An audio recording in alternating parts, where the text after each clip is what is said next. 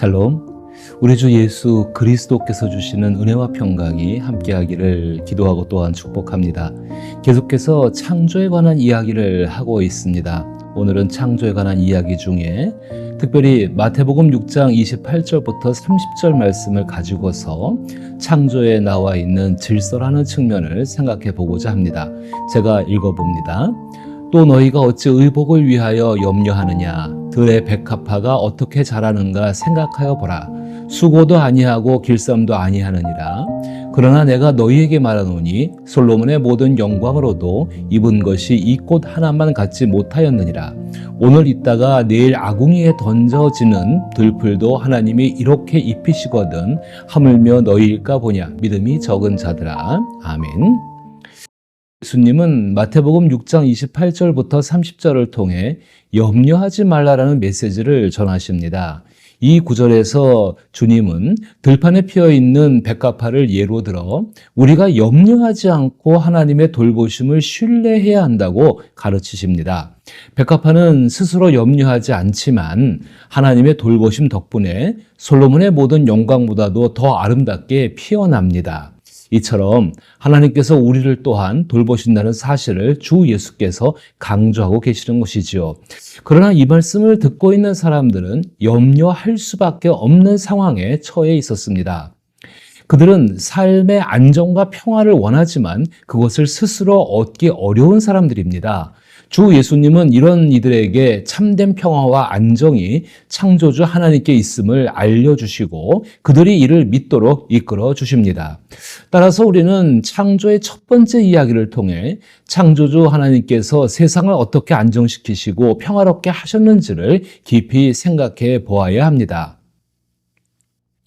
창세기 1장 1절부터 2장 3절까지는 몇 차례 거쳐 말씀드리는 것처럼 창조의 첫 번째 이야기를 담고 있습니다. 이 이야기 속에 묘사되는 세상은 절대적으로 평화롭고 안정된 환경입니다. 그러나 현재 우리가 살고 있는 세상은 상대적인 평화에 불과합니다. 그나마 그 상대적인 평화는 정복, 지배, 착취 또는 타협을 통해 이루어진 평화이며 그마저도 지속하기 어려운 상태에 있습니다. 주 예수님은 참된 평화가 없고 그 의미를 모르는 예루살렘을 바라보시며 눈물을 흘리셨었지요. 창세기 1장 1절부터 2장 3절까지는 창조의 첫 번째 이야기를 담고 있는데 이 이야기에서 묘사된 세계와 우리가 현재 살고 있는 세계는 다릅니다. 창조의 본질은 여전히 지속되고 있지만 우리가 보고 경험하는 세상은 창조의 첫 번째 이야기에서 제시된 세상과는 차이가 있다는 것을 우리는 알아야 합니다. 다시 말해 창조의 첫 번째 이야기에서 언급된 세상은 분명히 존재하는 세상입니다. 그러나 그 세상의 구체적인 모습은 현재 우리가 살고 있는 현실로 설명할 수 없다는 것입니다. 우리가 할 수 있는 것은 창조의 첫 번째 이야기에서 나타나는 하나님과 창조의 본질을 통해 이해할 수 있다는 것입니다. 이는 예수 그리스도 안에서 회복도 마찬가지입니다. 예수 그리스도 안에서의 회복은 창조의 첫 번째 이야기로 돌아가는 것이 아닙니다. 오히려 이는 창조의 본질을 따라 하나님께서 새롭게 완성하실 세상을 의미합니다. 이로 인해 나타날 세상은 우리가 경험한 것과 비교할 수 없을 만큼 탁월하고 뛰어나며 창조의 첫 번째 이야기에서 언급된 모든 것들보다 더욱 선하신 하나님을 드러내게 될 것입니다. 이 점을 염두에 두고 창세기 1장 1절부터 2장 3절의 첫 번째 창조 이야기를 읽어보면 하나님께서 말씀하셨다. 그것이 생겼다. 그것은 좋았다라는 반복적인 리듬 속에 나누다와 복 주신다라는 표현을 발견할 수 있습니다. 여러분께서도 읽어보시면서 그 부분을 갖다가 주목해 보시게 되기를 바랍니다. 나누는 것과 복을 주시는 것은 창조의 본질을 유지하는 하나님의 능동적인 활동의 결과입니다. 하나님은 나누는 과정을 통해 질서를 세우십니다. 또한 하나님께서 복을 주심으로써 그 질서 안에서 살아가는 존재들은 자신에게 주어진 생명을 통해 하나님께서 보시기에 좋은 결과를 만들어냅니다. 이처럼 하나님께서 행하시는 나누는 것과 복 주심에는 하나님의 선하신 인격이 담겨 있습니다. 하나님께서 나누시는 것은 단순한 분리를 의미하지 않습니다. 하나님은 나누심을 통해 질서를 유지하는 존재를 창조하셨습니다. 예를 들면 하나님께서 궁창을 나누심으로 하늘과 바다가 생겼고 낮과 밤을 나누심으로 징조와 계절, 날과 해가 이루어졌습니다. 그래서 우리가 경험하는 사계절과 그 뚜렷한 변화, 그리고 1년이라는 반복되는 시간의 흐름이 바로 이러한 하나님께서 나누시는 하나님의 행동을 통해 형성된 것입니다. 시간과 공간 속에서 하나님으로 인해서 나누어지는 것은 단순한 반복이 아닌 순환을 통해 새로운 시간에 대한 감각을 제공하게 됩니다. 하나님께서 주신 복은 이러한 질서에 순종하며 살아갈 수 있는 기회를 주며 그 삶을 통해 하나님께서 보시기에 좋은 결과를 만들어낼 수 있다는 것입니다. 하나님께서 나누시는 것은 피조물에게는 자신의 것을 분리하는 것을 의미합니다. 하나님이 나누시는 것은 본질은 그대로 유지되면서도 서로 구별된 존재와 역할을 갖게 된다는 것입니다.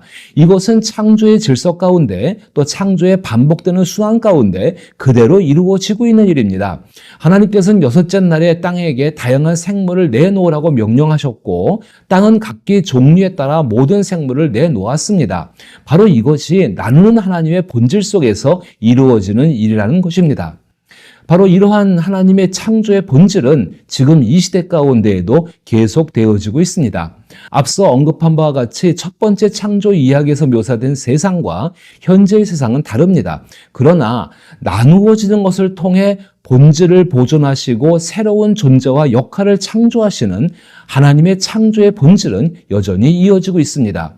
예를 들면은 시편에서 언급되는 세상은 창조의 첫 번째 이야기에서 등장하는 세상과는 다릅니다. 그러나 첫 번째 창조 이야기에서 나타나는 창조의 본질은 여전히 지속되고 있습니다. 그중 시편 104편 10절부터 12절을 보면은 제가 읽어봅니다. 여호와께서 샘을 골짜기에서 솟아나게 하시고 산 사이에 흐르게 하사 각종 들짐승들에게 마시게 하시니 들나귀들도 해갈하며 공중의 새들도 그 가에서 깃들이며 나뭇가지 사이에서 지저귀는도다 라고 말을 하고 있습니다.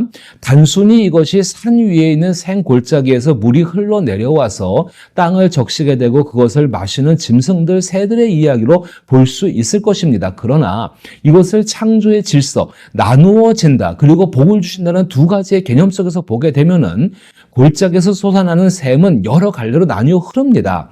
만약 샘물이 나뉘어 흐르지 않는다면 들짐승이나 공중의 새들은 비참한 운명으로 죽음을 맞이하게 될 것입니다. 또한 샘물 역시 한 가지로 계속해서 흘러내려간다고 한다면은 아무 유익도 주지 못하는 그저 난폭한 물의 흐름이 될 수도 있다는 것입니다. 또한 이를 통해서 들짐승들이나 공중의 새들도 나누어 흐르는 샘물을 통해 자신의 삶을 이어가며 그 존재로 인해 하나님의 아름다움을 드러내게 됩니다. 하나님께서 나누어 주신 것과 복을 주신 것은 창조의 질서를 지속하게 하는 이유라고 말씀을 드릴 수 있는 것입니다. 예수께서 말씀하실 때에 백합화도 나누어지는 것과 복되어지는 것들을 기반으로 하는 창조의 질서 속에 있는 존재였습니다.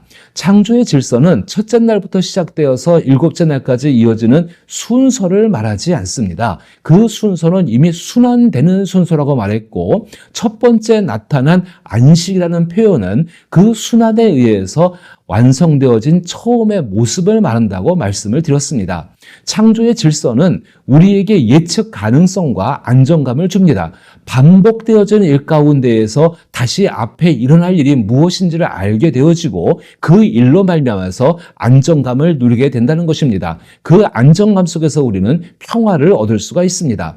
창조의 질서를 통해 우리가 예측할 수 있는 것은 복이 있는 나누어짐이라는 것입니다. 그것을 통해 우리는 창조의 하나님께서 행하시는 것 속에서는 그 안에서 복 주시는 참된 평화를 예수 안에서 누릴 수 있다는 것입니다. 그렇습니다. 우리가 예수님으로 인한 새로운 창조함을 입은 사람이라고 한다면 예수님의 모습을 통하여서 그 앞에 일어날 일들을 알 수 있는 것입니다. 예수 그리스도께서 십자가에서 죽으심으로 끝난 것이 아니라 하나님께서 하신 죽은 자 가운데 살아나시는 부활, 완전한 새로운 창조죠. 그 창조로 말미암아 그리스도 예수가 누리신 영광들을 우리도 누리게 되어 되어진다는 것입니다. 이것이 우리의 믿음의 기초가 되어집니다. 따라서 창조주 하나님의 그 나누심과 또한 동시에 복주심을 기억하면서 오늘을 살아가야 합니다.